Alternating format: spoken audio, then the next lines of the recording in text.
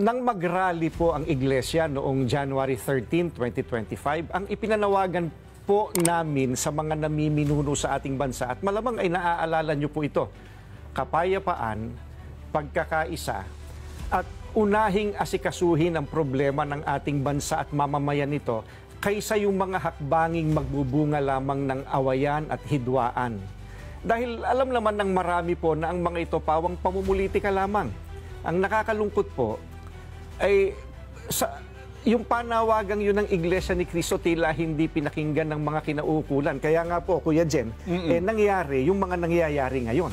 Hindi naman po natin may tatatwa ng sino man.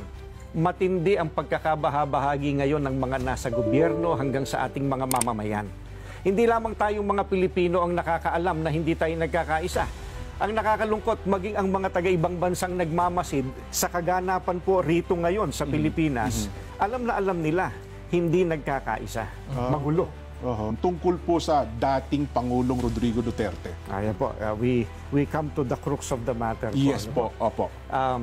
Para po sa mga kababayan po natin, ang posisyon po ng Iglesia ni Cristo ay ito.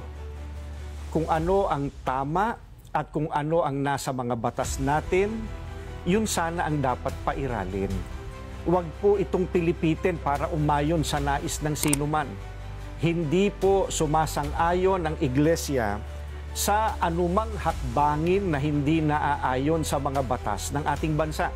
Sapagkat ang batas po ang salalayang nagpapanatili ng kaayusan sa ating bansa. Kapag ang batas ay binaliwala, ay nagbubunga ito ng kaguluhan, hidwaan at kawalang hustisya. Alam niyo po iyan. Sino mang Pilipino o mamamayan ng ating bansa na may ginawang paglabag sa ating mga batas, dito dapat litisin sa ating bansa. Bakit po? Sapagkat gumagana naman ang sistema ng ating hustisya. Hindi po natin sinasabing wag litisin ang dating Pangulo sa mga iniaakusa laban sa kanya.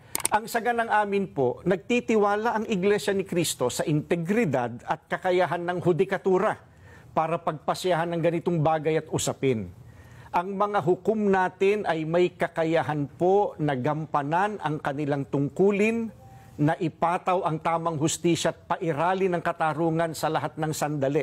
Kaya, hindi natin dapat isuko ang soberenya ng ating bansa sa iba. Yan po ang posisyon natin. Ayun.